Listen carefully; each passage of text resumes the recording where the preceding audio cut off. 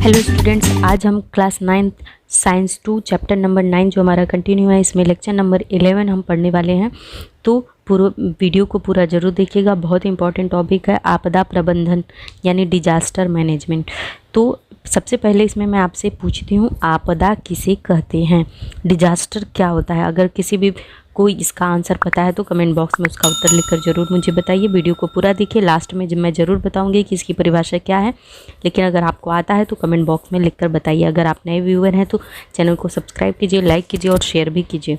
यहाँ पे देखिए आपका पहला क्वेश्चन दिया हुआ है, पहला टॉपिक है कि आपने आपके आसपास कौन कौन से प्रकार की आपदाओं का आपने अनुभव किया है, उसका आसपास की परिस्थितियों पर क्या परिणाम हुआ था। ये देखिए व्यक्तिगत प्रश्न है। अगर आपने ऐसा कभी अनुभव किया है तो ही आप इसका उत्तर दीजिए, क्योंकि अलग अलग जगहों पर अलग अलग प्रकार की आपदा आती है। जैसे बिहार में ज़्यादातर बाढ़ आती है, फ्लड आता है, तो वो लोग उस तरह की आपदा के अनुभव बताएंगे। और मुंबई में भी एक बार बहुत भयंकर बाढ़ आई थी, बारिश ज़्यादा हुई थी। उसके बाद कहीं भूकंप ज़्यादा आते हैं, तो कहीं पर कोई एक्सीडेंट हो जाता है, कहीं ज्वालामुखी फटते हैं, कोई कहीं पर लैंड स्लाइडिंग होती है। जैसे हिमाचल प्रदेश में पहाड़ी इलाकों में लैंड स्लाइडिंग होती है, कहीं बर्फ़बारी बहुत ज़्यादा हो जाती है। तो कई प्रकार की आपदाएं होती हैं।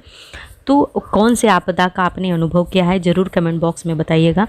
दूसरा दिया है कि आपदा से बचाव होने के लिए या उनसे कम हानि हो, इसके लिए आपने कौन सी योजना बनाएंगे। ये भी डिपेंड करता है कि आप किस इलाके में हैं और उस एरिया में किस प्रकार की आपदा अक्सर आती रहती है।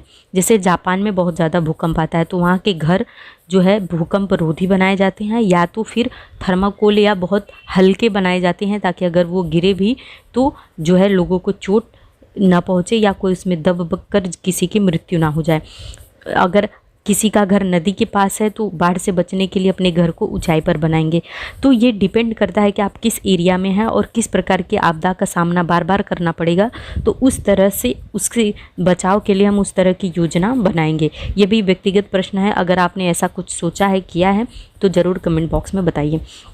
आगे देखिए यहाँ पर क्या दिया है कि अपने आसपास बिजली गिरना, ये भी एक प्रकार की आपदा है। बाढ़ आना, आग लगना, ऐसी प्राकृतिक दुर्घटना होना, बम विस्फोट, कारखानों में रासायनिक दुर्घटना यानी कि केमिकल गैस वगैरह निकलना, यात्रा या भीड़भाड़ी जगहों पर अचानक भगदड़, दंगे जैसी मानव निर्मित आपदाएं होती हैं। इसके बड़े पैमाने पर जीवित या आर्थिक हानि होती है।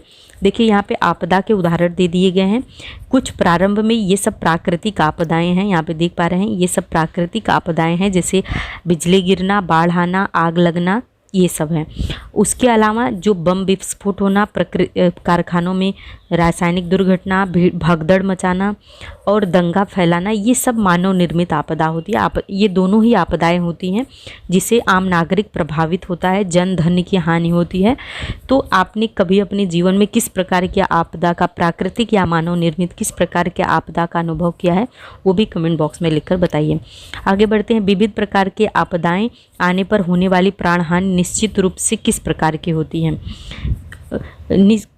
मतलब कि अगर आपदाएं होती हैं तो जो प्राण हानि, लोगों की मृत्यु होती हैं, तो वो किस प्रकार की होती है।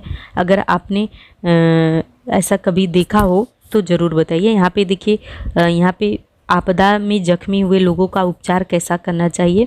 पहले ये देख लीजिए कि आपदा प्रबंधन से क्या तात्पर्य है कि सुनियोजित, संगठनकृत एवं समन्वय द्वारा कार्रवाई करने की एकत्रित क्रिया है। इसमें निम्न बातें समावेश होता है। मतलब आपदा प्रबंधन मतलब अगर अचानक आपदा आ जाती है तो कैसे योजना बनाकर, प्लानिंग से, और संगठन मतलब एक होकर जो है किसी कार्य को कंप्लीट करना ही ये आपदा प्रबंधन यानी आपदा को मैनेज करने का तरीका होता है।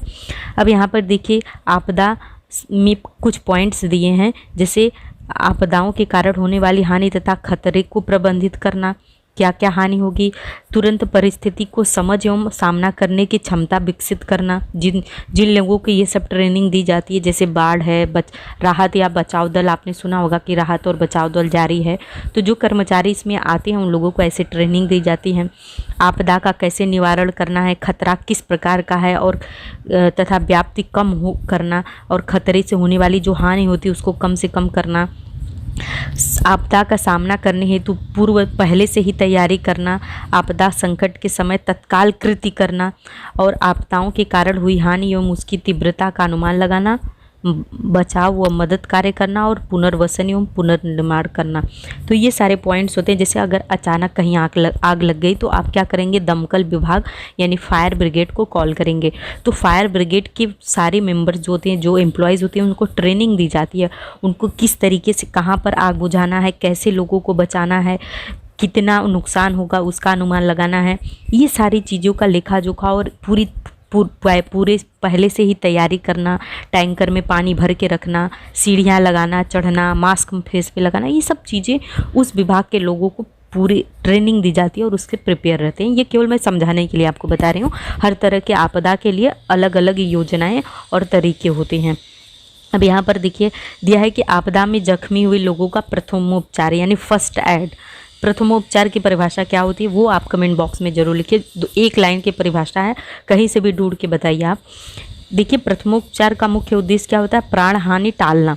जैसे अगर कोई एक्सीडेंट हो गया या कोई घटना हो गई तो सबसे पहले उसको फर्स्ट एड दिया जाता है, प्रथम उपचार, ताकि उसको इतना समय दिया जा सके कि वो हॉस्पिटल तक जा सके, यानी कि उसकी मृत्यु ना हो सके। सेहत अधिक खराब होने से रोकना, पुनः लाभ प्रक्रिया शुरुआत करना और इसके लिए प्रथमोपचार या शीघ्रता से करने वाले उपाय कौन कौन से, यह जानना बहुत ज़रूरी है। और ये हर नागरिक को जानना चाहिए, चाहे वो स्टूडेंट हो, चाहे वो नौजवान हो, कोई भी हो, सबको ये बात पता होनी चाहिए, क्योंकि कोई भी हादसा कभी भी किसी के साथ और कहीं भी हो सकता है। तो अगर आपको पता है तो हो सकता है कि आपके माध्यम से किसी की जान बचाई जा सकती है। तो ये इसीलिए बुक में दिए जाते हैं। जैसे प्रथमोपचार के मूल तत्व हैं सुचेतना और पुनरुज्जीवन, लाइफ एंड रिस्यूटेशन। ये क्या है, पहले क्या करना है, श्वसन मार्ग। आपदाग्रस्त को सांस लेने में कठिनाई हो रही है, अगर मतलब वो ब्रीथ नहीं कर पा रहा है, तो सिर नीचे की ओर कीजिए या हड्डी ठुड्डी के ऊपर की ओर उठाए और इसके कारण श्वसन नली क्या होती है, खुल जाती है। दूसरा है श्वासोच्छ्वास, ब्रीथिंग। श्वासोच्छ्वास यानी ब्रीथिंग अगर बंद हो गया हो तो आपदाग्रस्त के मुंह में कृत्रिम श्वासोच्छ्वास देना, जिसे CPR बोलते हैं। इसके बाद आगे है उसी के बारे में, सर्कुलेशन, मतलब आपदाग्रस्त बेहोश हो गया हो और व्यक्ति पहले 2 बार कृत्रिम श्वासोच्छ्वास दे तथा बाद में छाती पर दोनों हथेलियों को रख कर क्या करना है, हृदय पर जोर से दाब देना है और छोड़ने की यह प्रक्रिया 15 बार करें, जिससे CPR मतलब कार्डियो प्लुमोनरी रिसुसिएशन कहते हैं। आपदाग्रस्त व्यक्ति का रक्त परिसंचरण पुनः सुचारू रूप से शुरू होने में मदद देता है। ये कार्य बहुत जल्दी किया जाता है। ये देखिए यहाँ पे डायग्राम में ये इसका दिया हुआ है। आगे है रक्तस्राव और अस्थिभंग, कशेरुकी का आघात और जलना या झुलसना।